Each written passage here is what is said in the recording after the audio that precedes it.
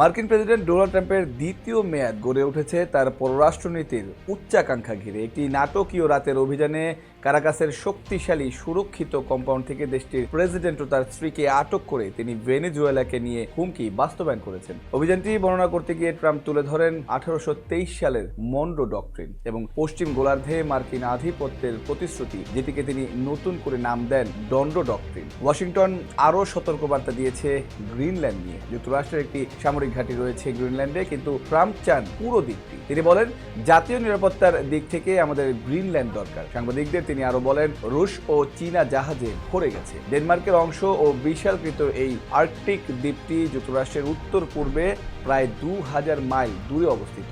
এটি বিরল খনিজে সমৃদ্ধ, যা স্মার্টফোন, বৈদ্যুতিক যানবাহন ও সামরিক সরঞ্জাম তৈরিতে অত্যন্ত গুরুত্বপূর্ণ। ইকরামুল স্বাধীন, নিউজ 21 নিউজ ডেস্ক।